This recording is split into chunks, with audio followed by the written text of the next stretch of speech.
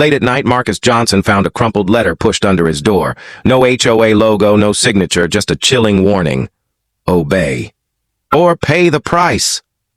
The next morning, Linda Sorensen, the feared HOA president, appeared at his doorstep with two unfamiliar men dressed like security guards, their cold eyes scanning his home. Neighbors watched from behind curtains, whispering in fear. Something was wrong. This wasn't about lawn care or trash bins. This was intimidation, calculated and dangerous. Marcus knew then, this battle wasn't just about rules, it was about survival, and the truth hidden in the shadows of his own community. If this moment felt intense, prepare yourself, because what comes next is darker, more dangerous, and far more powerful than anything you've seen so far. Subscribe to Black Battles and hit the bell icon so you never miss our latest powerful stories. Marcus Johnson had just finished locking the front door when he noticed something odd lying on the welcome mat. A folded sheet of paper crumpled as if shoved there in haste. At first, he assumed it was another generic HOA reminder, but the lack of an envelope, header, or even a signature immediately set his nerves on edge. Unfolding it, his eyes froze on the message, "Obey, or pay the price." The words were typed in bold, without explanation, no rules cited, nothing official, just a threat. A chill crawled down his spine. The next morning, before Marcus could even process what had happened, there was a knock at the door. Standing there was Linda Sorensen, the president of the HOA, her expression sharp and smug, as if she already owned the outcome of this confrontation. Flanking her were two men in dark clothing, broad-shouldered and stoic, claiming to be security officers. Yet their silence felt heavier than their presence. They didn't carry badges, didn't introduce themselves, and didn't act like professionals. They simply loomed, eyes scanning Marcus's property like hunters waiting for a signal. Linda wasted no time. She accused Marcus of multiple violations, an unapproved modification to his porch, improper placement of trash bins, and excessive visitor traffic. Each allegation was delivered with authority, but none with evidence. When Marcus demanded written documentation, Linda brushed his request aside, insisting that verbal notice was enough for now. The arrogance in her voice was almost theatrical, but the vague charges only deepened his suspicion. Without proof, "These are just words," Marcus countered firmly, gripping the strange letter in his hand. "Where's the official paperwork? Where are the board approvals?" For a brief moment, Linda faltered, her eyes flickering toward the silent men beside her. Then, recovering her composure, she leaned closer and lowered her voice. "You'd be wise not to push this further. Compliance will make things easier for you and your family." The threat hung in the air like smoke, suffocating and unspoken. Neighbors had already begun to gather quietly across the street, their eyes darting between Linda's entourage and Marcus's defiance. Some whispered, others simply stared, but none stepped forward. Fear was written across their faces, and Marcus realized he wasn't the first to be cornered this way. The letter, the men, the baseless accusations, none of it added up to standard HOA business. This was something else, something darker. Marcus's heart pounded as he stood his ground, refusing to be intimidated. But deep inside, he knew this was only the beginning. Linda wasn't just enforcing rules, she was orchestrating control. And if the neighbor's silence meant anything, it was that she had been successful before. As Linda turned away with a chilling smile, Marcus made a silent vow. He would uncover the truth behind this shadowy intimidation. Because in this neighborhood, the real violations weren't about lawns or trash bins. They were about power, corruption, and the secrets Linda Sorensen was desperate to keep buried. For the next few days, Marcus tried to shake off the unease that lingered after Linda's visit. But the neighborhood felt different now, stranger, heavier. Every time he stepped outside, he could feel unseen eyes on him. At first, he dismissed it as paranoia. But then he noticed the black SUV parked a few houses down, engine idling at odd hours of the night. Inside sat the same two men who had flanked Linda, their silhouettes unmistakable against the glow of a cigarette ember. During the day, they changed tactics. They walked up and down the street with the casualness of joggers, except their pace was too slow, their gazes too sharp. They lingered near Marcus's fence, occasionally lifting their phones as if taking photos of his property. Marcus confronted them once, stepping out into the yard with his phone ready to record. "Who are you? Show me your IDs," he demanded. One of the men smirked, but neither reached for a wallet nor a badge.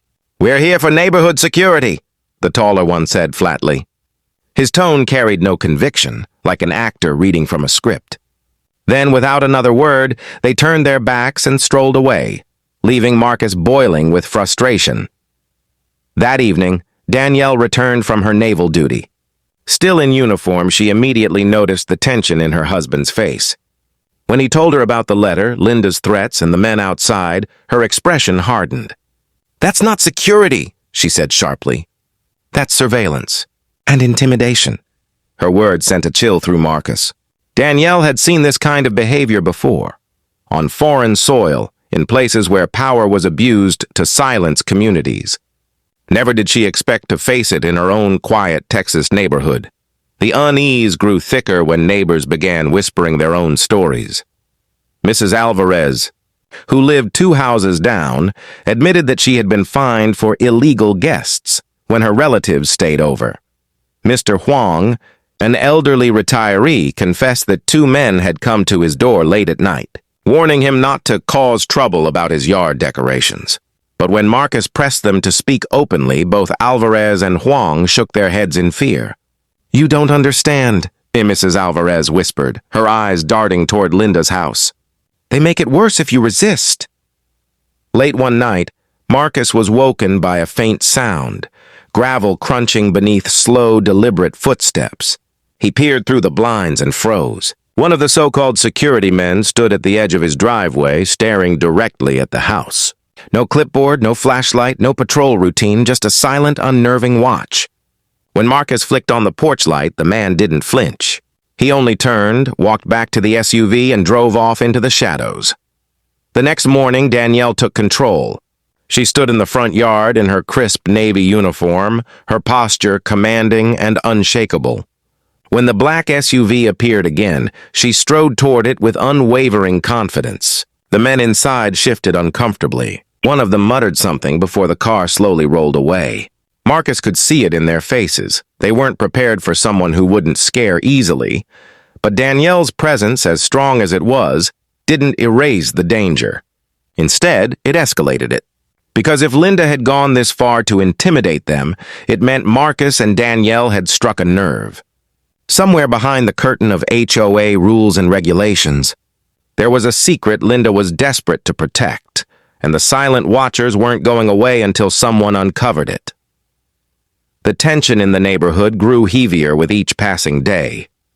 What had once been a quiet street filled with laughter, kids riding bikes, and families gathering on porches now carried an invisible weight. Marcus noticed it in the way neighbors avoided eye contact. In the hurried way they pulled their trash bins back inside. In the silence that followed whenever Linda Sorensen's name was mentioned, Linda had shifted her strategy. Instead of focusing only on the Johnson family, she began spreading her accusations wider. A family down the street was fined for having a holiday decoration still hanging in February. Another was accused of keeping their grass half an inch too long. None of these charges came with written documentation, only verbal threats backed by the intimidating presence of the so-called security men. The pattern was clear. The Johnsons weren't just isolated victims. Linda was tightening her grip on the entire community, but cracks were beginning to show.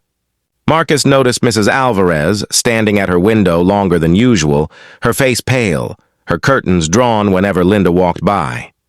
One evening, he caught Mr. Huang sitting on his porch with a letter in his hand, shaking his head as though defeated. When Marcus asked if everything was all right, Mr. Murong only muttered, "She won't stop until we all bow to her."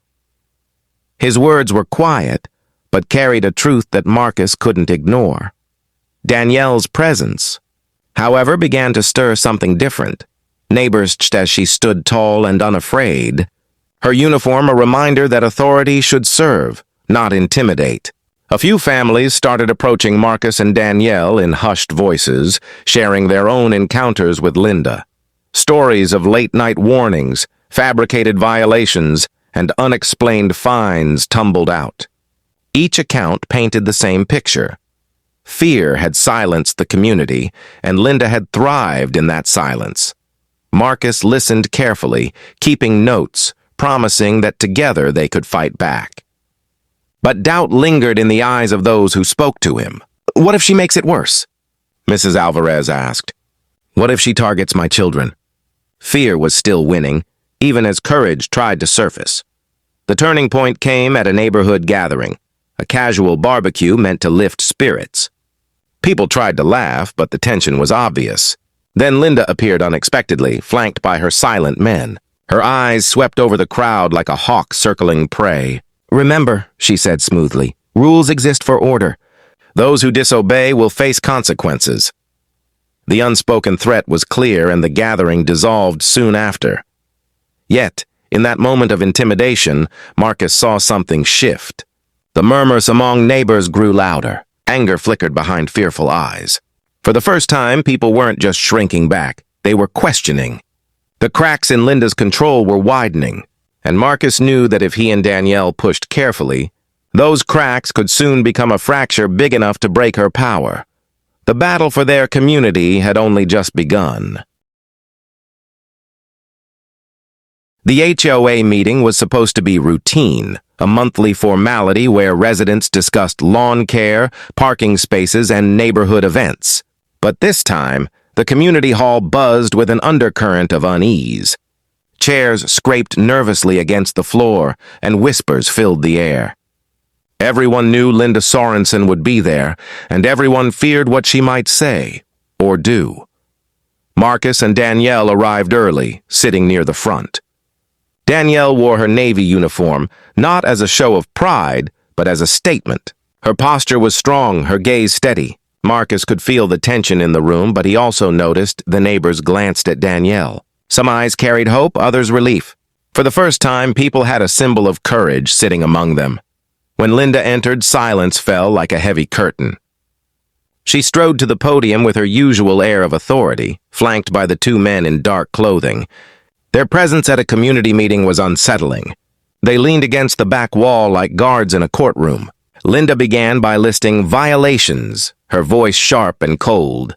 Families were singled out one by one, trash bins, yard decorations, excessive visitors.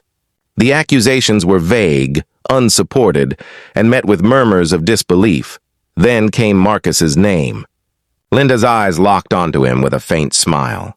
"The Johnson household," she announced, "continues to resist compliance with community standards. Further penalties will be enforced if immediate corrections are not made." Marcus opened his mouth to respond, but Danielle's hand touched his arm. She rose slowly, the rustle of her uniform commanding attention. The room quieted. All eyes turned to her as she stepped into the center aisle. "With respect," Danielle began, her voice clear and unwavering. "You've issued threats without documents, fines without records, and accusations without proof. That isn't leadership. That's intimidation!" Gasps rippled through the room. Linda's smile faltered.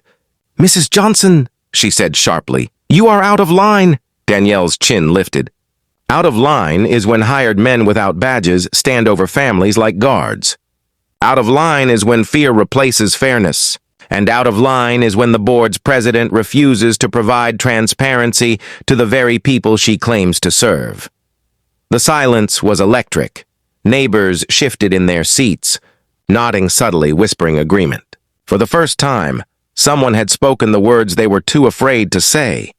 Linda tried to regain control, her voice rising. "Order must be maintained, and those unwilling to cooperate will face the consequences." Danielle took a step forward, her gaze unflinching. "Order is built on trust, not threats. You've forgotten that this community is stronger than fear. We will not be bullied."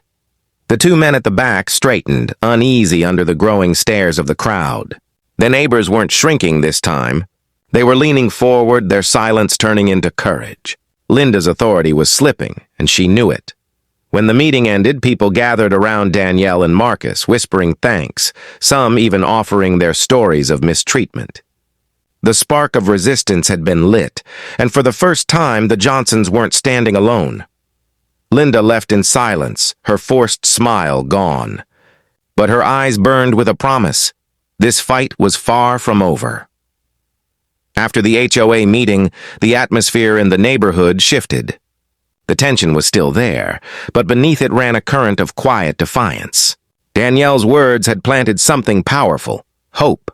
Yet Marcus knew that Linda wouldn't back down easily. She was too controlled, too desperate. Something bigger was hiding behind the behavior, and he intended to find it. He started with the HOA's own paperwork. Late at night, after putting his daughter to bed, Marcus sat at the kitchen table with his laptop. The association's financial reports were technically public, though few residents ever bothered to look at them. But as Marcus scrolled through pages of figures, he noticed strange discrepancies. Large withdrawals were marked under vague categories like community improvements and safety services. The problem? No such improvements had ever been made, and the so-called security services didn't exist on any official contract. His heart quickened as he dug deeper. Month after month, thousands of dollars had been quietly funneled out of the HOA account. When he cross-checked the dates, they matched perfectly with the times Linda had unleashed her intimidation campaigns on various families. It wasn't just bad leadership. It was corruption, carefully disguised as administration. Marcus decided to verify what his gut already told him. One evening, he followed the black SUV that always seemed to linger around the neighborhood. He kept his distance, headlights dim, pulse racing. The SUV eventually pulled into a run-down parking lot behind an old strip mall. There, under the flickering light of a broken street lamp, the two so-called security men met with Linda. Marcus stayed hidden, recording on his phone as Linda handed them an envelope. Cash, unmistakably thick. The truth hit him like a hammer. These men weren't hired professionals. They weren't part of any licensed service. They were simply muscle, paid under the table to scare families into silence while Linda drained community funds. Back at home, Marcus shared everything with Danielle. She listened in silence, her jaw tightening with every word. "She's using fear to cover her tracks," Danielle said finally. "If people keep quiet, she keeps stealing. But if we show them proof, real proof, this ends." The next day, Marcus quietly began sharing what he'd found with a few trusted neighbors. He showed them the suspicious financial statements, the video of Linda with Thiemann, and the unexplained withdrawals. Shock turned to outrage. Stories spilt out, fines that had never been recorded, threats that had no basis in HOA bylaws. For the first time, the pieces connected for everyone. The neighborhood wasn't dealing with strict rule enforcement. They were victims of a scheme, one woman's abuse of power to control and profit at their expense. Marcus looked around at the small circle of families in his living room. Their faces were tense but determined. "We can't let her keep doing this," he said quietly. "It's time we take our community back." And with that, the first seeds of open rebellion were planted. The Johnsons' living room had never been so full. Chairs scraped against the hardwood floor, children sat cross-legged near the couch, and whispers filled the space as families gathered in hushed anticipation. For weeks, fear had divided them. But now, with Marcus's evidence spread across the coffee table, bank statements, copied letters, and the incriminating video, neighbors finally saw the truth laid bare. Mrs. Alvarez was the first to speak, her voice trembling. "All this time I thought it was just me. The fines, the warnings, I was too afraid to tell anyone." Tears shimmered in her eyes as she looked at the others. "But she was doing it to all of us." Mr. Huang clenched his fists, his usually calm demeanor replaced by quiet anger. "She made me pay for yard violations that never existed. I didn't fight because I live alone. I thought no one would believe me." One by one, voices rose with stories of intimidation. Families described being threatened with lawsuits, fines for imaginary infractions, and sudden appearances of the so-called security men whenever they dared to question Linda. The pattern was undeniable. Fear had silenced them all, but the silence was breaking. Danielle stood at the center of the room, her presence steady and commanding. "Linda thrives because we stay divided," she said firmly. "She counts on us being too afraid to speak, too afraid to act. But now we know the truth. And if we stand together, her power collapses. The room stirred with energy. Neighbors exchanged glances, nodding slowly, courage replacing doubt. Marcus leaned forward, tapping the pile of documents. This isn't just intimidation, it's theft. She's been stealing from every one of us. That money was meant for our community, not for her private slush fund. Realization sparked something deeper. Anger turned into resolve. People who had avoided eye contact in the streets now looked at one another with determination. The Johnsons weren't just fighting for themselves anymore. The whole neighborhood was ready to push back. Plans began to form. Mr. Patel, who worked in accounting, offered to help. The financial records become a clear report. Mrs. Alvarez suggested a petition demanding an emergency recall vote for the HOA board. Even the quietest residents found themselves contributing, their voices rising with a mix of fear and bravery. But beneath the unity was an edge of tension. Everyone knew Linda wouldn't give up without a fight. If she had gone so far as to hire men to watch families, what would she do when she realized the community was rebelling? Danielle's eyes swept the room. She'll push back harder. She'll try to scare us again. But if we show her that intimidation doesn't work anymore, she loses. We don't have to fight her alone. We fight as a community. For the first time in months, the neighbors didn't leave in silence. They left in solidarity, whispering plans, promising to watch out for each other. Porch lights flicked on across the street like tiny beacons of defiance. The neighborhood had finally found its voice, and Linda Sorensen was about to hear it.